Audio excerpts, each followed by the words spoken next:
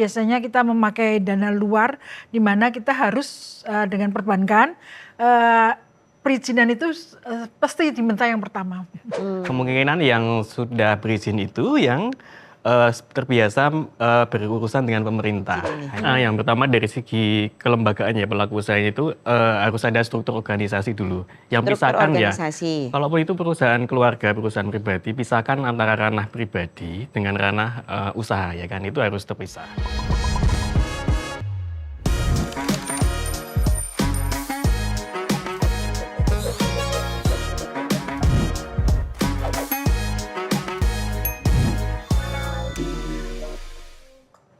Halo, ketemu lagi.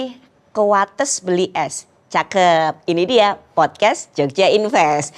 Tentu saja persembahan dari Dinas Penanaman Modal dan Pelayanan Terpadu Satu Pintu Daerah Istimewa Yogyakarta. Hari ini kita akan ngobrolin mengenai perizinan berusaha jasa boga di Daerah Istimewa Yogyakarta. Tentu ini sangat menarik. Yogyakarta loh. Kulinernya pasti juga sangat terkenal. Kemudian dengan mahasiswa, dengan kota pendidikan ini, pasti begitu banyak pendatang yang membutuhkan untuk memenuhi perutnya. Apalagi event di Jogja juga nggak pernah berhenti-berhentinya. Pariwisata, wedding, dan lain sebagainya. Jasa boga tentu saja menjadi hal yang sangat penting. Nah, hari ini kita akan ngobrol santai bersama dengan 3 narasumber. Yang pertama, kita langsung sapa. Apa kabar? Ada Bapak Bambang Setiomartono, SEMBA, anggota Komisi B DPRD DIY. Halo Pak Bambang, sehat? Alhamdulillah sehat. Semangat terus ya? Siap. Harus itu. Kemudian bersama dengan saya juga hadir Bapak Novian Krisnando SIPMM, Penata Perizinan Ahli Muda Dinas Penanaman Modal dan Pelayanan Satu Pintu Terpadu Daerah Istimewa Yogyakarta. Kayaknya masih muda ini. Izin boleh manggil Mas Nando aja nggak ya? Boleh. Nah. Panggil Kak juga boleh. Kak Nando, baik. Sehat? Sehat, alhamdulillah semangat Itu melayani masyarakat. Nah, pokoknya kalau perizinan ketemunya Mas Nando nih ya. Iya, sudah ikonnya biasanya. Ikonnya. Kalau kantor nyari Nando gitu. Nah, berarti perizinan nih kayaknya nih. Nah, bersama kita juga hadir ini salah satu jasa boga legendnya Jogja, yaitu hadir bersama dengan kita General Manager VD Group, ada Ibu Susiati Purwaningrum SE. Ibu Susi, apa kabar? Baik. Hari ini apakah tidak membawa paru serundeng? Nah, itu VD itu terkenal dengan menunya yang paru serundeng itu saya favorit banget ya. Favorit. Selain salad buah. Itu dia. Sehat, semangat? Alhamdulillah sehat. Ini harus meninggalkan sebentar masak-masaknya yang ada di kantor ini ya. Sudah ada timnya sendiri. Sudah ada timnya sendiri. Terima kasih semuanya sudah hadir hari ini. Nah, kita ngomongin mengenai jasa boga. Jasa boga di DIY ini, apalagi Bu Susi yang sudah bersama dengan Vidi kalau nggak salah 20 tahunan ya Ibu? Iya, 20 tahun. 20 tahunan, Vidi sendiri padahal 40 tahunan. Iya, 83 lahir. 83 berarti 41 tahun bahkan ya. Ibu sudah setengah perjalanan, pasti sangat luar biasa perjalanan dengan Vidi dan juga jasa boga di daerah istimewa Yogyakarta. Sebelum cerita lebih banyak ke Mas Nando dulu, Mas Nando. Mengenai jasa boga dan perizinan. Yang pertama kita mau lebih spesifik dulu. Yang dimaksud jasa boga tuh yang perlu perizinan yang seperti apa sih?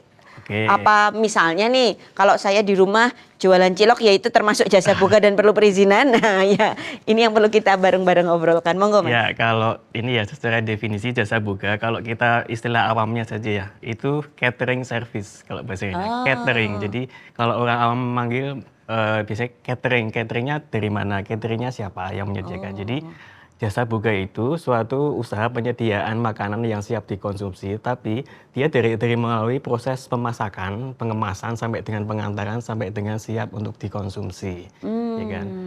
Jadi lain dengan tadi misalnya cilok, cilok itu pedagang makanan keliling, dia tidak bisa disebut jasa boga. Begitu juga restoran, kadang kita suka rancu tuh restoran, kemudian pedagang makanan keliling itu semua dikatakan itu jasa boga, tapi sebetulnya kalau jasa boga yang sebetulnya istilah nomenklatur di sini adalah usaha catering itu penyediaan makanan yang siap dikonsumsi, tapi melalui dari proses itu pembuatan, pengemasan sampai dengan pengantaran sampai dengan penyajian. Gitu. Ada dua golongan sebetulnya di jasa boga itu event tertentu, yaitu untuk wedding, untuk acara rapat di kantor, seminar, atau bahkan untuk acara seperti ini ada pengadaan makanan untuk kita konsumsi nanti sore nanti, itu kan, itu untuk event. Kode. Event syuting podcast, gitu kan. Nah itu event tertentu. Kemudian yang kedua adalah periode tertentu. Periode tertentu itu misalnya untuk keperluan untuk pasien rumah sakit. Itu ada loh ternyata rumah sakit itu untuk pasiennya itu mengambil vendor dari perusahaan catering, dan itu cateringnya pun harus standarnya harus tinggi. Begitu juga untuk kalau sering kita dengar di pabrik-pabrik industri restoran, kan sering ada kasus satu keracunan semua. Betul. Makanya diperlukan perizinan seperti itu, menjaga keamanan, kualitas dan lain-lain. Begitu juga di sarana transportasi, misalnya di di pesawat udara itu kan, kalau naik pesawat kan ada catering ya. Itu juga dilakukan oleh perusahaan jasa boga. Kira-kira seperti itu penyediaannya. Jadi lain dengan hanya sekedar dagang makanan atau buka warung makan, itu tidak termasuk dalam ranah jasa boga.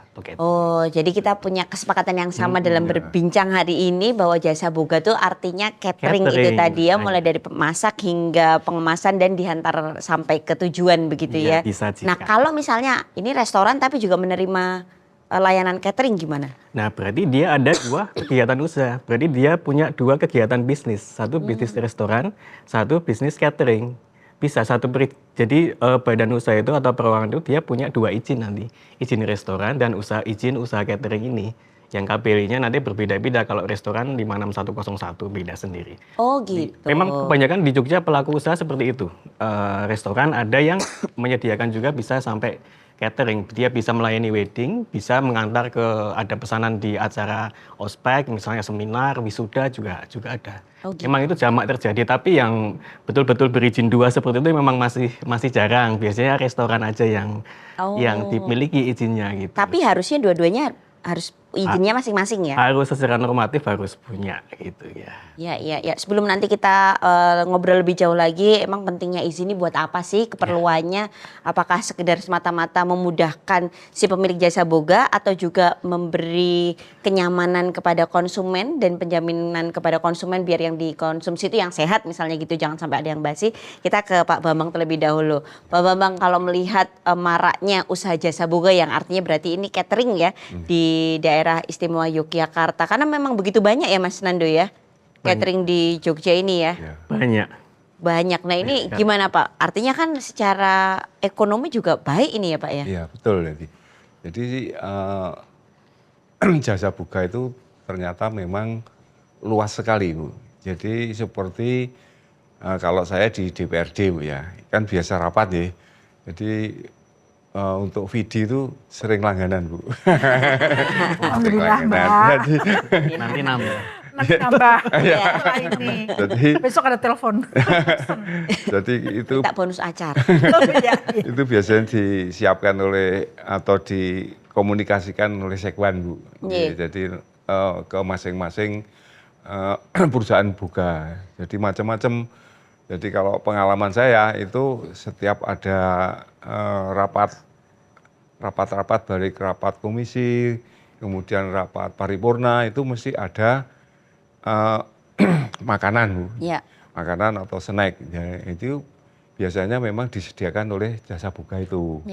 Jadi itu macam-macam Bu. Jadi kalau pengalaman saya itu ada gudeg umpamanya itu, ada padang, ada restoran seperti VD, kemudian snacknya juga macam-macam. Jadi memang kalau kita melihat dari lingkungan DPRD saja itu sudah banyak sekali Bu, banyak sekali yang bekerja sama dengan kita.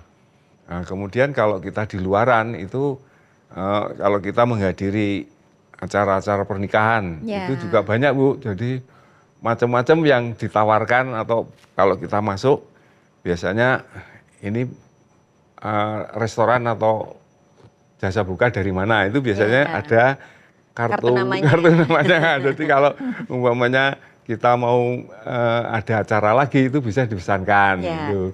Jadi memang banyak sekali Bu. Jadi di Jogja itu memang kebetulan ada acara-acara nasional dan internasional itu kan di Jogja Bu. Jadi banyak sekali jasa boga itu yang bisa dihubungi, dan itu pun membuat agar supaya ekonomi masyarakat yang tergabung di dalam jasa buka itu bisa lebih baik. Ya.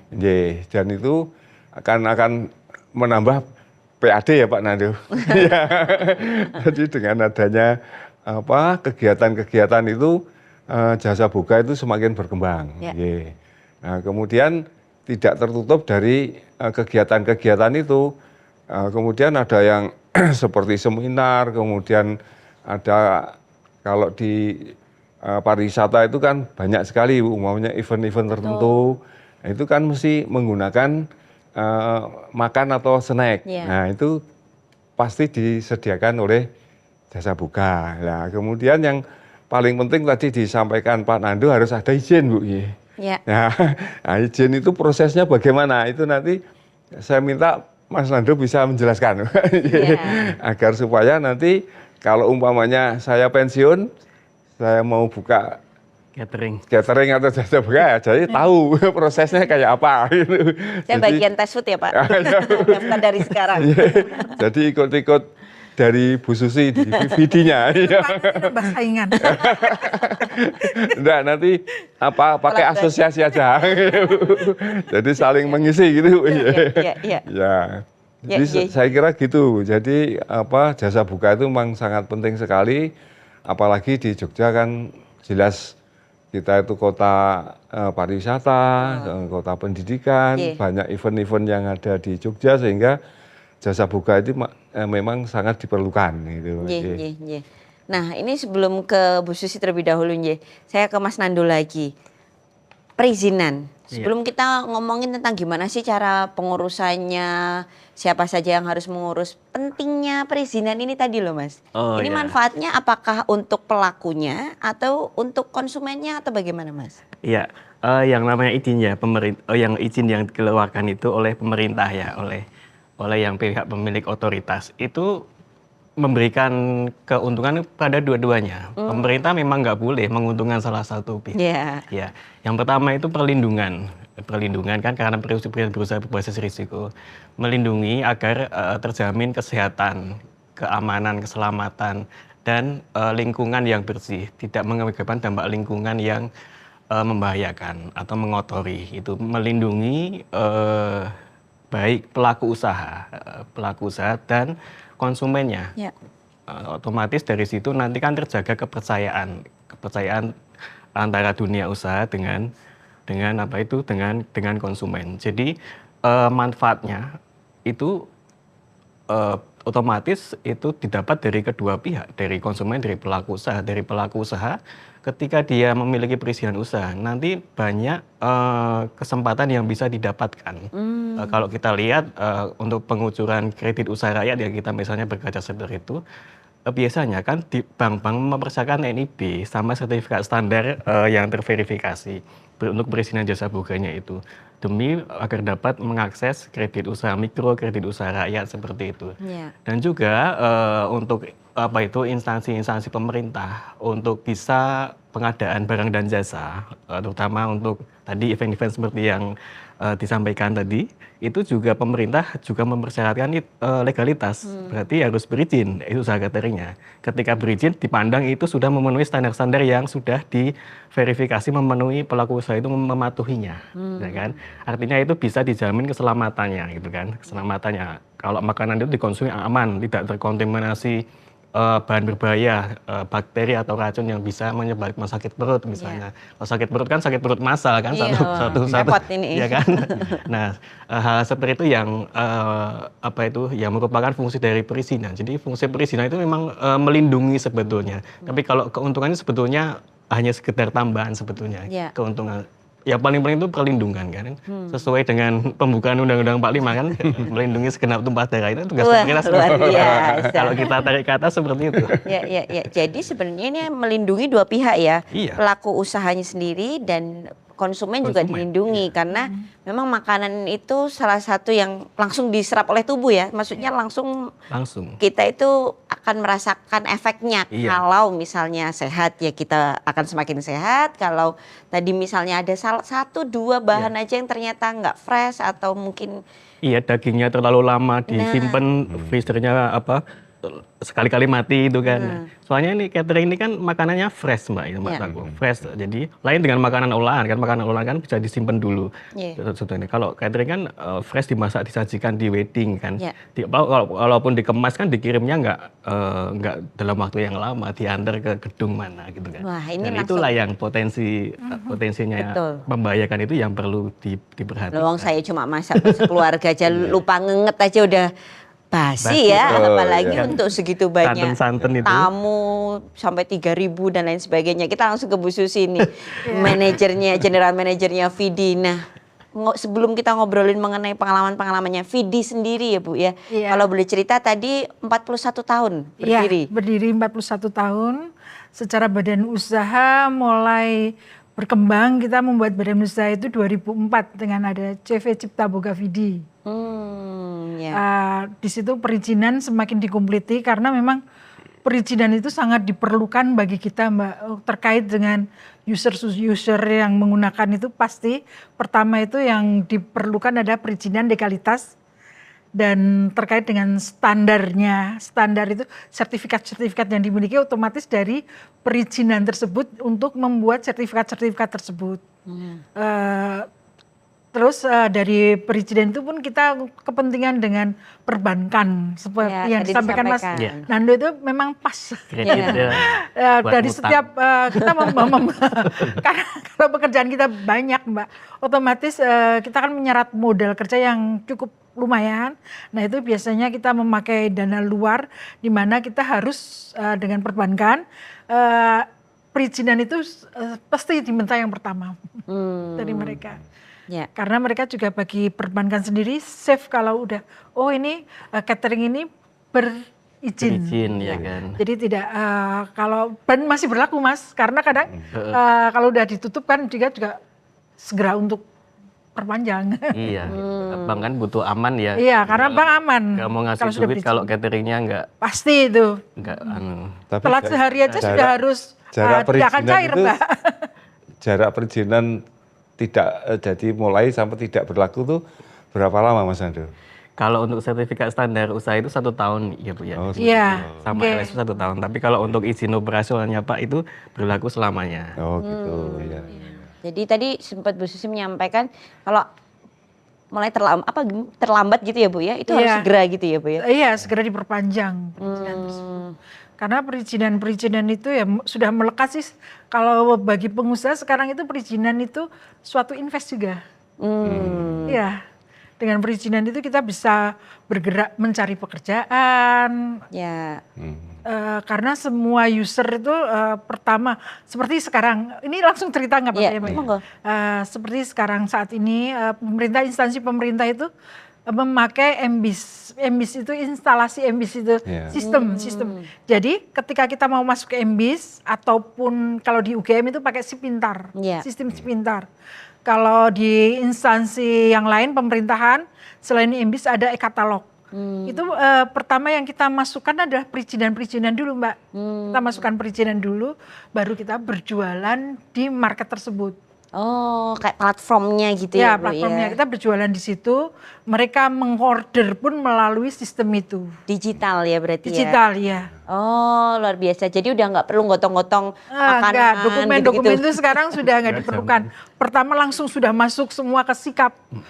Jadi semua perizinan, legalitas, sertifikasi itu. Jadi tinggal kita berjualan, kita menampilkan foto-foto menu dan menunya dengan harga, mereka langsung bisa ngeklik namanya. Sebelum sampai di katalog, isi perizinan itu sudah harus beres dulu, ya. Nah itu gimana mau sampai ke jualan lebih luas lagi dengan platform kalau tidak ada izinnya begitu ya? Betul Mbak. Ini luar biasa, tapi saya juga tertarik juga seperti yang disampaikan Pak Bambang tadi, Pak Bambang Ngendiko, bahwa ini juga menjadi perekonomian yang luar biasa untuk kota dan juga untuk daerah istimewa Yogyakarta begitu. Nah, saya penasaran kalau di Vidi 40 tahun ini sudah berdiri dengan luar biasa. Sekarang ini karyawan sekitar berapa, Bu? Kurang lebih kalau yang tetap ya Mbak, yang tetap itu sekitar 70 sampai 80-an Mbak, sama Jakarta ada kita. Sampai ada Jakarta. workshop ya, workshop itu yang karyawan inti. Ya, kalau juru masaknya sudah bersertifikat belum, Bu? Semuanya otomatis Pak, karena ketika kita mengikuti katalog itu, kita dari penjamah makanan semua harus bersertifikat Pak, gitu sertifikat penjamah itu harus ada. Jadi sertifikat ISO pun kita juga ada Pak, keamanan pangan. Gitu ya. Luar biasa. Itu biasanya user-user yang sudah kelas tinggi yang meminta untuk ISO sampai dan lain-lain. Sedetail itu. Ada CCP ada, itu lebih detail lagi kalau usernya itu BUMN ataupun sekarang juga kalau haji juga perlu juga. Gitu ya. Tadi kembali ke kalau untuk yang part time pelayanan haji ya Pak, pelayanan konsumsi haji. Haji ya. Part time karyawan itu berapa? Casual itu tergantung pemesanan Mbak. Kalau Sabtu Minggu itu biasanya ramai itu ya kita bisa lah memanggil sampai 50 bisa, 50, 40. Ya artinya ini 50, juga 60. Memberi peluang kerja peluang kerja juga untuk masyarakat daerah istimewa Yogyakarta ya Pak. Betul, dan juga itu tadi kesejahteraan masyarakat juga ya Pak. Jadi tingkat perekonomian masyarakat kan bisa naik. Betul. Dan sekarang itu SDM casual itu sudah ada yang Mbak sudah ada megangnya sendiri, misalnya sekarang Mbak Tako punya tim SDM yang dimana nanti bisa diambil VD, bisa diambil Karunia, bisa itu. Mereka pimpinannya itu melatih, jadi yang punya itu melatih SDM tersebut, melatih servis dan lain-lain yang terkait dengan pelayanan catering itu. Mereka bisa mengambil ketika mau event itu setidaknya kita pesen dulu. Kan sudah ada BEO ya, kalau kita mau mengerjakan sesuatu kan kita ada BEO. Itu nanti kita dari HRD itu sudah menelpon. Kita butuh tenaga ini sudah ada. Sekarang lebih dipermudah kalau untuk catering itu. Baik. Ya. Nah, tadi perizinan kita sudah membicarakan ternyata penting sekali, tidak hanya untuk pelakunya, juga memberikan keamanan, penjaminan keamanan untuk konsumennya. Nah, Mas Novan Mas Nando maksud saya, untuk pengurusan izin usaha jasa boga di daerah istimewa Yogyakarta sejauh ini bagaimana? Sudah pada sadar dengan sukarela atau memang Mas Nando masih ngopiak atau bagaimana nih Mas? Ya kalau kita lihat ya sebetulnya perizinan catering jasa boga ini kan baru mulai dilayani di provinsi di tempat kami kan pasca Undang-Undang Cipta Kerja. Itu tahun 2021. Kalau total sampai dengan saat ini sih sudah 63 ya, baru 63 dan kami yakin itu 63 itu baru kira-kira 1% aja nggak ada kalau kita lihat real dari banyaknya event yang ditangani oleh para pelaku usaha catering di Jogja ya. Kemungkinan yang sudah berizin itu yang terbiasa berurusan dengan pemerintah, hanya berurusan dengan pemerintah atau vendor-vendor besar. Vidi nih salah satunya. Jadi kalau dibilang antusiasmenya untuk usaha sih sebetulnya besar ya, tapi untuk mengurus perizinnya mohon maaf ini kalau bisa kami perkirakan ini baru 1% atau 2% belum mencapai dari seluruh kegiatan dari pelaku usaha. Bahkan masih 1-2% ya Mas ya? Iya, kalau kita dari 63 itu yang mengajukannya juga sebetulnya juga kalau kami lihat di dashboard juga banyak, tapi banyak persyaratan yang belum dipenuhi juga. Nah, itu yang baru maju, belum lagi yang cuma ada biasanya kan ada ibu rumah tangga ya yang sekali-kali nyambi gitu kan catering untuk perkawinan tetangganya atau untuk anak sekolah. Nah, itu juga kebanyakan juga yang berizin juga masih sedikit gitu kan. Nah. Itu kendalanya di mana Mas? Kok baru 1-2% itu kira-kira apakah tadi ya mungkin kayak alah gini aja repot ngurus izin atau ya, betul seperti itu. Jadi tidak memandang pentingnya perizinan gitu. Oh, saya seperti ini aja sudah jalan, buat apa saya repot mengurus NIP, nanti jangan-jangan saya kena pajak lebih tinggi. Nah, seperti itu. Kena pajak lebih tinggi. Padahal peluang untuk ketika kita mendapat legalitas itu kan sebetulnya marketnya bisa jauh lebih luas betulnya sih. Iya, Tadi ya, seperti yang disampaikan tadi ya oleh Ibu Susi juga ya, ketika sudah punya izin, jualannya ibaratnya bisa sampai mana-mana ya. Iya, bisa kenceng. Lebih Iya. kencang justru. Lebih kenceng sebetulnya. Bisa naik kelas gitu istilahnya. Kalau Bisa UMKM naik itu kelas. bisa high class gitu kan. Iya. Seperti tadi kan Ibu punya sertifikat HACCP itu kan. HACCP, ya, Hygiene sanitasi ISO. itu kan ya. Itu kan vendornya apa itu, usernya kan nggak main-main yang Iya. Pasti, mempergunakan itu, iya, iya. memperhatikan itu. Nah mungkin ada juga yang tadi ya belum mencari tahu, Iya. takut dikiranya kayak angel, kok kayak nanti bayar pajak, nanti Iya. harus ngurus ini ngurus itu. Sebenarnya untuk pengurusan izin sendiri apa sih yang perlu dipersiapkan oleh pelaku jasa boga? Simpel, sebetulnya tidak harus punya CVPT, nggak harus. Perorangan bisa atas nama Mbak Tako sendiri, pakai NIK, KTP-nya, ada email, ada nomor handphone, ada terutama kalau ada sarprasnya ya, paling nggak dapur ya, dapur, kemudian gudang, ke tempat pengemasan, kemudian kalau diantar sarana pengantarannya apa, itu ada semua dan itu terpisah dengan rumah tangga pribadi ya, dengan area masak pribadi. Iya. Itu sebetulnya bisa seperti itu, bisa tidak begitu berat. Ya. Iya. Jangan-jangan nanti bayar Mas. Nah, misalnya ada yang seperti itu juga Ya. ya Pak ya. Kadang masyarakat ini udah deg-degan duluan gitu. Gratis. Jadi saya kira perlu Mas Gratis, Nando. Perlu diadakan sosialisasi. Betul. Sosialisasi jadi nanti bisa kerjasama dinas dan anggota dewan. Ya. Biasanya kalau Gayung bersambut Mas ya, Nando. jadi anggota dewan itu kan biasanya kan punya program, Bu. Betul. Nah, kemudian nanti disampaikan ke dinas, kemudian dilakukan sosialisasi. Nah, kemudian mengundang para yang sudah punya Izin.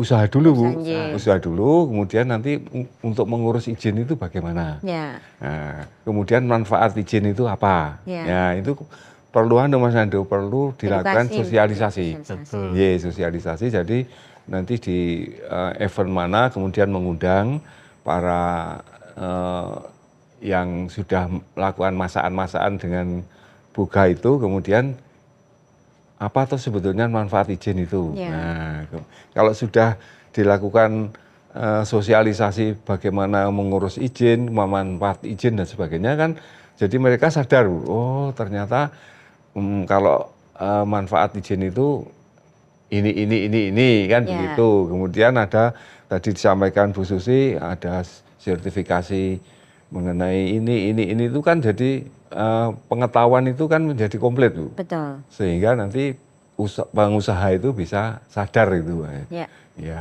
sehingga nanti dengan adanya perizinan yang sudah legal itu ya kemudian bisa berkembang, Bu. Ya. Yang tadi disampaikan Bu Susi kan semakin jangkauannya banyak itu. Luas ya. Luas, Makin itu. luas. Makin luas itu. Saya kira demikian itu untuk usul aja nih Mas Nando. Betul. Iya. Usul Mas aja Nando untuk- sendiri dari dinas sudah melakukan sosialisasi atau edukasi ke masyarakat atau bagaimana Mas?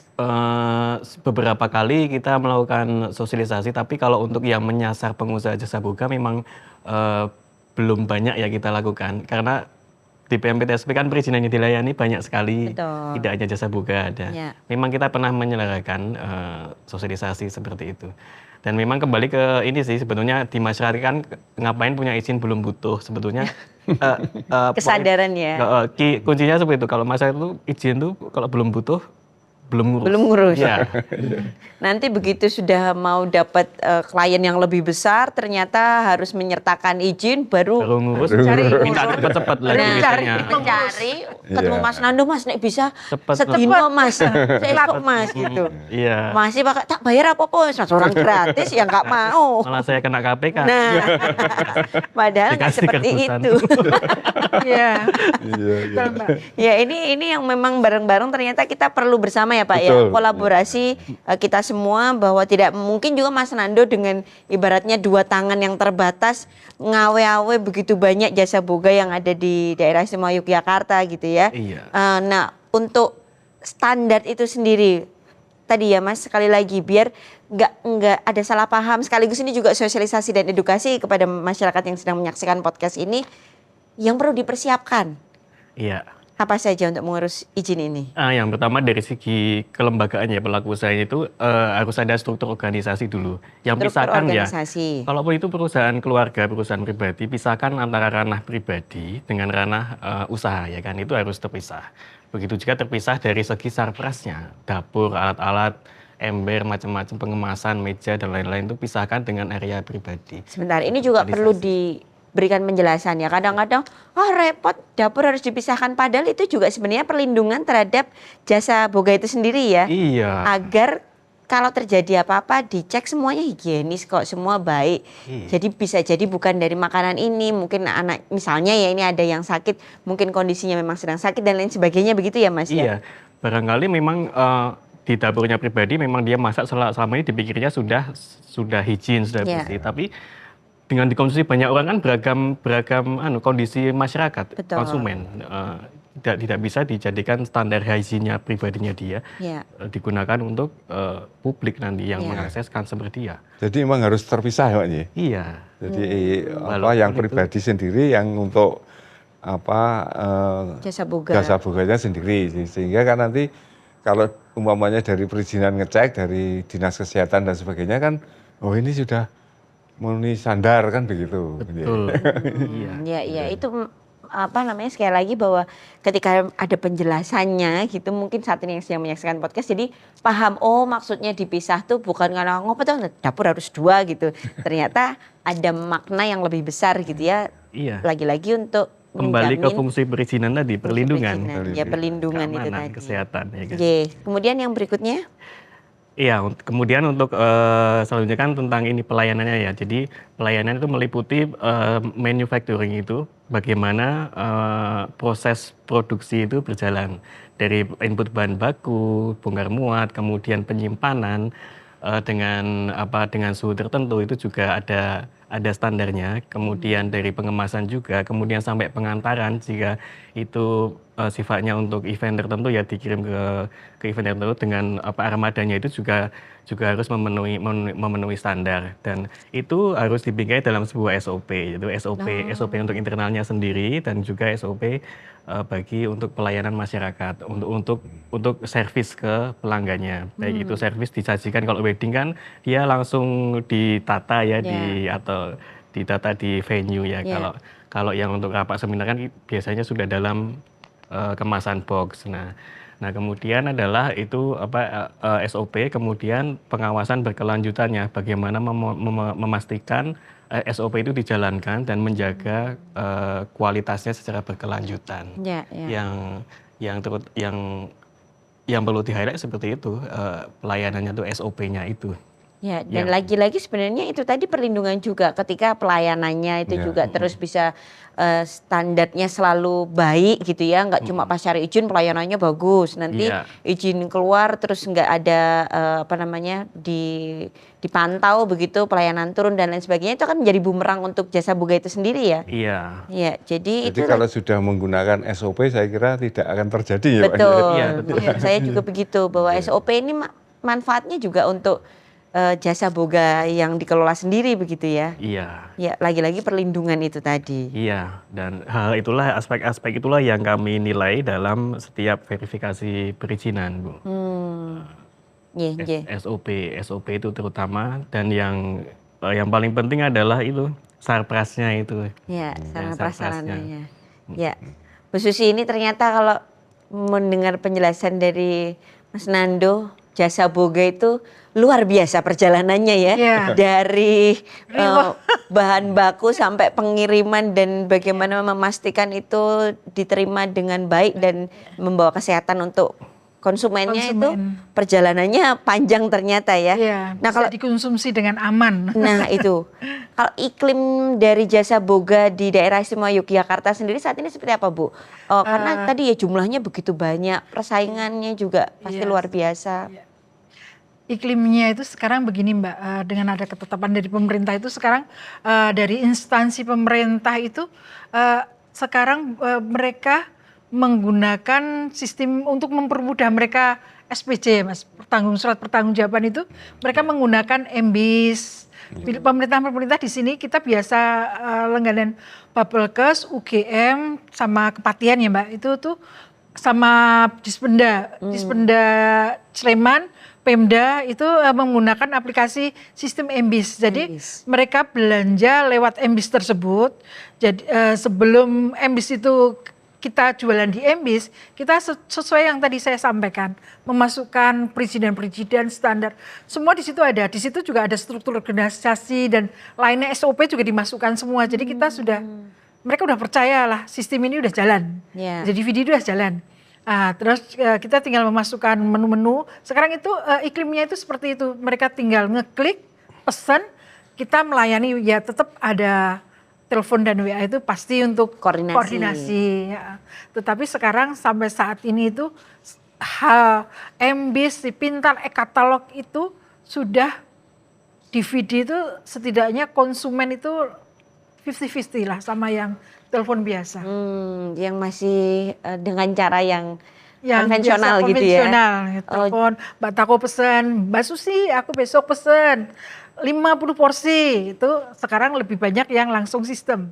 50-50. Ya. Jadi memang dengan adanya MBIS itu sangat membantu. Betul. Jadi transaksinya juga lebih cepat. Jadi kadang-kadang kan umpamanya pesen kemudian nanti bayarnya, tapi dengan sistem MBIS memang lebih cepat loh. Iya, MBIS. Ya. E-katalog. Iya. Kalau e-katalog itu langsung keluar nanti surat pesanan, order, surat perjanjian kontraknya langsung keluar. Jadi lebih enak lagi. Sampai di sistem sampai sedetail itu semua sudah ada ya. Sudah. Jadi kita pun sebagai penyedia aman, user pun juga kan karena kita sudah ada di sikap, mereka akan ngelihat dulu toh, lah ini perusahaan itu sudah aman lah.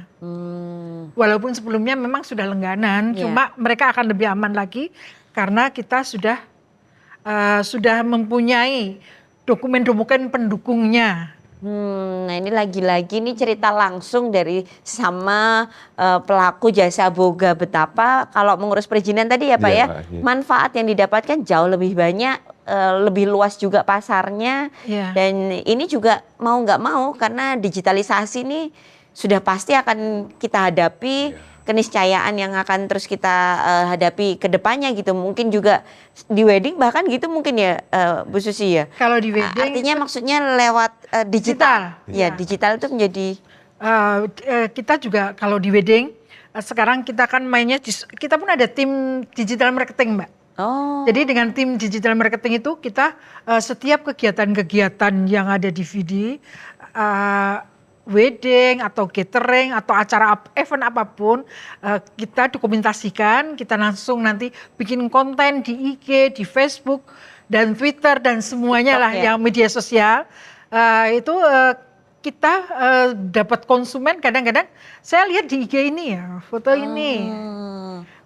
Dengan adanya IG, adanya sosial media itu, marketing kita lebih ya Mbak ya, lebih moncer lah istilahnya. Kita lebih banyak dipesenin dari situ, dari media sosial. Dan media sosial awalnya untuk digital itu tadi untuk juga menjangkau lebih banyak konsumen gitu ya, yang melihat di IG dan lain sebagainya. Tapi di sisi lain konsumen sekarang kan juga pinter-pinter ya Pak ya. Betul. Pasti juga akan selain gambar, foto yang memang sudah mumpuni ibaratnya, banyak juga yang pasti menanyakan company profile. Company profile Mbak. Betul, company profile-nya, standar halal misalnya seperti itu. Apa saja yang dimiliki. Betul. Nah ini lagi-lagi perizinan menjadi hal yang penting. Nah kalau misalnya saat ini juga ada jasa boga yang kemudian tergerak gitu, oh ternyata gratis, oh katanya nggak rumit. Kemana kalau mau mengurus perizinan jasa boga ini? Iya, sebetulnya bisa dilakukan mandiri secara online ya, oss.go.id, bikin akun di situ. Hanya diperlukan NIK, dengan KTP yang sudah NIK elektronik ya, kemudian email sama nomor HP, sudah bisa bikin akun di situ untuk pelaku usaha perorangan. Tapi kalau untuk yang PT atau CV tentu harus menyiapkan akte badan hukumnya dulu kan, atau badan usahanya, CV atau PT. Bisa dilakukan mandiri di situ. Kemudian jika memang perlu asistensi ya kan karena nggak yakin nih kalau buka akun sendiri, kadang ada yang ibu-ibu lebih yakin ke loket itu kami sebagai bentuk dukungan untuk pelayanan tuh membuka loket OSS di pendampingan OSS untuk dari bikin akun sampai dengan mengupload dokumen itu bisa datang ke kantor kami atau kami juga ada layanan WA chat ya kan. WA chat bagaimana kami bisa membantu untuk asistensi cara pembuatan akun sampai dengan upload dokumen. Nah, ketika sudah masuk baru nanti kami verifikasi dari masuk yang secara online di OSS itu, dan kemudian kalau sudah jadi pun bisa di-download, izinnya tinggal di-download di akun yang sudah pelaku usaha itu bikin gitu. Boleh. Jadi dimulai dari NIB dulu ya Mas Santo? Betul, dari NIB. Jadi dibikin NIB dulu, baru nanti masuk ke aplikasi, baru kemudian syarat-syaratnya apa itu komplit ya Mas? Iya. Iya. Ya, artinya sebenarnya tidak ada rumit-rumitnya gitu ya. Ketika mau dikerjakan di rumah langsung juga bisa. Ketika tadi pengen ada asistensi ya biar mantep kalau udah gini tau Mas, enter sekarang misalnya gitu. Iya. Itu juga bisa ke kantor atau WA chat tadi juga bisa ya? Bisa, iya. Iya, kalau WA chatnya kemana Mas? Nanti saya sampaikan ya. Siap. Iya. Saya tidak hafal nomornya. Iya, tapi ada dua line ya. ada dua line ya. Jadi tinggal WA chat atau ke kantor atau bisa dikerjakan sendiri. Iya. Ini ternyata kemudahannya juga luar biasa ya Pak Bambang ya. Betul, jadi kita pun juga sering melakukan sosialisasi. Bu. Ya. Jadi mulai dari kita para pengusaha itu untuk bisa membuat NIB, kemudian aplikasinya apa, itu kan apa istilahnya OSS. OSS Online ya, single OSS submission. ya. Itu dengan adanya itu nanti para pengusaha itu lebih bisa cepat gitu loh. Ya. Lebih cepat, kemudian nanti kalau berhubungan dengan dinas pun sebetulnya bisa. Sehingga ya tadi kurang mantap umumnya. Kurang mantap, jadi harus ketemu dengan petugas. Nah itu memang di dinas cukup menyediakan. Ya. Nah, jadi dan itu pun sosialisasi kita itu kalau kita melakukan sosialisasi baik itu mengenai perizinan apapun, kemudian sertifikasi halal, PIRT, kemudian kalau di dinas koperasi dan UMKM itu dengan Sibagul dan sebagainya itu bisa dilaksanakan di tempat untuk melakukan sosialisasi mulai dari INB sampai OSS ya Pak. Ya, NIB. Nah itu sehingga pengusaha itu sebetulnya tidak susah sebetulnya, tidak susah, dan itu pun kita sangat mendorong Bu, kepada masyarakat itu kalau kita melakukan sosialisasi itu kerjasama antara pengusaha UMKM dan dinas itu selalu terkait, sehingga masyarakat itu bisa mengakses apa toh sebetulnya yang perlu dilakukan, apakah perizinan itu bagaimana dan sebagainya itu sudah komplit di situ ya. Dan kita memang sering melakukan sosialisasi terhadap masyarakat. Ya, dan rasanya juga seperti yang disampaikan Pak Bambang ini sepakat sekali ya, tidak bisa sendiri-sendiri jalannya. Betul, jadi ya, Bu, ya. kolaborasi langsung dengan ketiga narasumber ini tentu saja juga akan lebih memudahkan sehingga lebih banyak masyarakat yang mendapatkan informasi, dan tujuannya adalah masyarakat sadar untuk mengurus izinnya sampai nantinya juga membawa dampak positif sendiri untuk jasa boga yang sehingga kan nanti kalau sudah komplit semuanya kan konsumen bisa puas, kemudian banyak pesanan, otomatis kan perekonomian bisa tumbuh ya Bu. Kalau udah kesejahteraan itu itu terasa sekali. Betul ya Bu Susi ya? Iya, kita merasakan sekali dari 2004 pun dengan badan ya, karena kita bergerak dengan badan tersebut untuk mencari pekerjaan dengan izin-izin yang dikelengkapi. Kita dengan adanya izin otomatis kita bisa membuat berbagai macam sertifikasi yang mendukung catering itu jalan ya. Itu pangsa pasar kita semakin berkembang Mbak. Mungkin boleh diberikan informasi, tadi kalau nggak salah juga bahkan ada pegawainya yang di Jakarta gitu ya. Oh ya, kebetulan kita melayani PKN STAN, jadi siswa STAN itu diasramakan selama 1 tahun untuk pembentukan karakter gitu ya. Itu kita yang melayani dari makan pagi, makan siang, makan malam. Kita ada workshop, ada dapur sendiri di sana. Di sana. Itu 1 tahun? Itu berlangsung, kita sudah 2,5 tahun ini. Ya, tapi kalau dalam satu program tadi itu 1 tahun ya? Ya. 1 tahun makan pagi, makan siang, makan sore. Padahal makan malam juga. Makan malam. Mahasiswanya yang dilayani? Dari dulu awal dari 700, sekarang sudah 1.200. 1.200. Itu bayangkan kalau Vidi nggak ada izin kan nggak sampai di tahap ini gitu. Betul. Oh itu komplit itu izinnya. Makanya itu. Sertifikasinya juga komplit, harus ada. Nah, ini lagi-lagi Untuk sertifikasi harus izin dulu kan Mbak? betul betul. Lagi-lagi ini membuka lagi point of view terhadap jasa boga yang lain yang mungkin belum mengurus izin.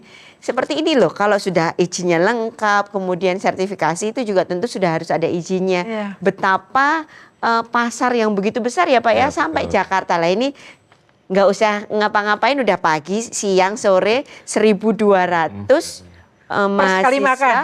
Ya.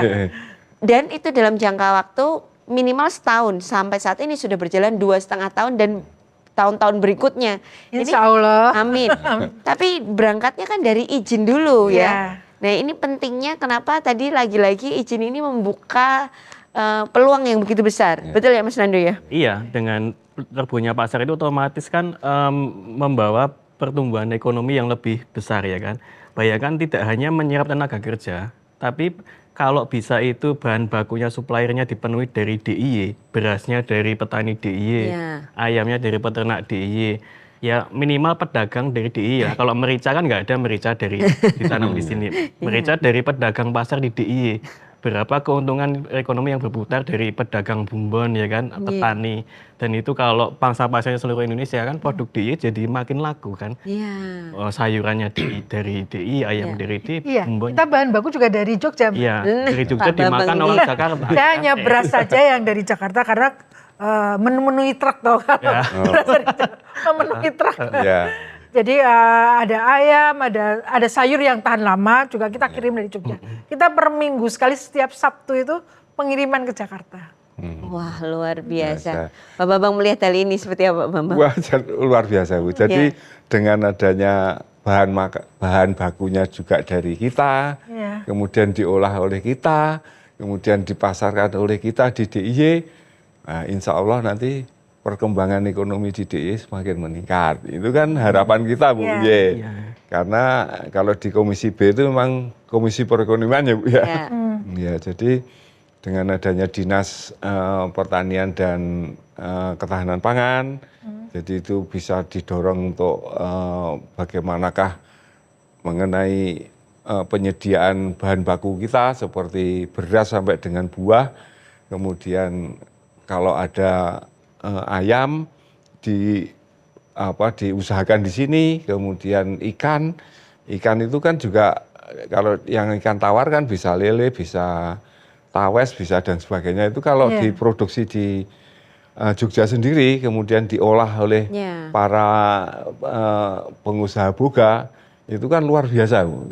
Luar biasa. Jadi memang harapan kita itu bagaimanakah agar supaya tingkat kemiskinan Bu, soalnya di Jogja itu kan masih nomor 1 di Jawa. Ya, dengan adanya usaha kayak gini kan mudah-mudahan tingkat kemiskinan berkurang, kesejahteraan bisa naik sehingga ini tujuan dari peningkatan ekonomi di DIY semakin tinggi dan biasanya kalau di Dinas Penanaman Modal kan sih komunikasi juga dengan pusat setiap minggu kan ada dari Kemendagri itu biasanya untuk tingkat inflasi itu kan ini kan sih selalu ada Bu. Nah, dengan adanya usaha yang dilaksanakan di DIY dengan masyarakat kita sendiri itu mudah-mudahan kita semakin tahun semakin berkurang untuk tingkat kemiskinannya, sehingga kita menjadi masyarakat yang sejahtera itu. Harapan kita di Harapan situ. kita. Besok berasnya DI aja Bu. Tak bantu nanti nyopir sampai Jakarta ya. Cuma masalah ternyata truknya menu-menuin tadi katanya. Iya, karena kan kita ada ayam, ada keringan, belanja keringan tuh bihun dan lain-lain, telur, itu juga bawa dari Jogja. Iya, wah luar biasa ini. Memang harganya juga lebih miring. Iya, lebih miring Jogja. Baik. Nah, Mas Nando, kalau untuk konsekuensi ada nggak sih yang harus ditanggung oleh pelaku jasa boga kalau tetap masih ngeyel beroperasi tapi berani tanpa izin begitu? Ya, sebetulnya kalau untuk normatif ya, ketika suatu kegiatan usaha itu tanpa izin, sebetulnya bisa untuk dihentikan sementara, ditutup sementara, dihentikan peringatan untuk tidak boleh beroperasi. Tapi kita belum sampai ke situ. Ini kan kebanyakan masih UMK ya levelnya, belum sampai ke situ. Jadi ditanyakan pertanyaan konsekuensi apa ya, konsekuensinya dia pasarnya tidak berkembang sejauh itu, tidak bisa digunakan oleh pemerintah. Udah berhenti di situ aja. Tapi kalau kita untuk paksa menutup, kita ada ketahuan catering tapi belum ada NIB, belum ada sertifikat standar, kita belum sampai ke situ ya untuk didatangi, untuk dihentikan, terus kita datangkan Pol PP atau polisi, belum sampai ke situ gitu ya. Nanti masih kita pandang itu nanti mematikan rezeki orang ya kan. Bisa kita bina saja, kita berikan pengertian saja. Jadi kalau konsekuensinya apa? Konsekuensinya yang dihadapi adalah dia itu belum bisa diakses oleh pemerintah saja seperti itu. Dan juga lembaga-lembaga keuangan juga belum bisa memberikan pemberian akses kredit ke situ. Itu. Tuh kan. Setuju. Gak ada konsekuensi yang gimana-gimana juga. Ini benar-benar tujuannya adalah melindungi tadi ya, dan juga memberikan jalan yang lebih besar, pasar yang lebih besar, yang lebih lancar dalam usaha jasa boga. Jadi ini menjadi kesadaran bersama mungkin ya yang saat ini menyaksikan, yang mau pelaku jasa boga, dicoba diurus dulu karena tidak serumit itu, bahkan sangat mudah tadi, dan begitu banyak keuntungan yang tadi dari Vidi juga sudah menyampaikan, jalan terbuka lebar begitu punya banyak akses dan dimulai dari perizinan. Betul ya? Betul Mbak. Ya baik, ini waktu kita ternyata sangat singkat, nggak kerasa sudah harus ditutup. Nah, padahal kayaknya baru aja ngobrol. Jadi nyuwun sewu masing-masing berkenan untuk memberikan closing statement, untuk juga memberikan semangat khususnya motivasi kepada jasa boga agar sadar pentingnya mengurus perizinan sehingga lebih maju lagi usahanya. Mungkin kita mulai terlebih dahulu saking Pak Bambang, monggo Pak Bambang. Jadi kalau podcast ini bisa dilihat ya, berarti kegunaan dari perizinan itu sangat besar. Itu satu. Kemudian yang kedua, kalau seandainya masyarakat belum sadar, itu memang perlu dilakukan sosialisasi. Kemudian itu kerjasama antara dinas dan dewan. Kemudian mengundang para pelaku usaha, sehingga pelaku usaha sadar bahwa ini memang perizinan itu sangat perlu, karena perizinan itu kan bisa untuk melindungi baik konsumen maupun pengusaha sendiri. Jadi itu yang paling pokok saya kira itu, Mbak Tako. Bang Nyon Sewu tadi berarti siap untuk mendukung Pak? Siap. Kalau dewan itu kan fungsinya ada 3 Bu. Jadi membuat perda, peraturan, kemudian anggaran, kemudian pengawasan. Nah, anggaran itu nanti mesti dinas kan harus mengajukan loh Pak. Nah, kemudian setiap tahun kita ketok untuk APBD tahun berikutnya. Nah, kalau itu program itu sudah disampaikan kemudian disetujui, berarti kan program itu bisa jalan. Ya termasuk yang saya sampaikan tadi. Jadi mengundang para pengusaha, pelaku usaha untuk bisa bagaimanakah sebetulnya pengurusan perizinan itu. Mendapatkan sosialisasinya Pak. Kemudian bagaimanakah mendapatkan sertifikasi dan sebagainya. Kalau tidak ada sosialisasi kan mungkin masyarakat belum paham betul.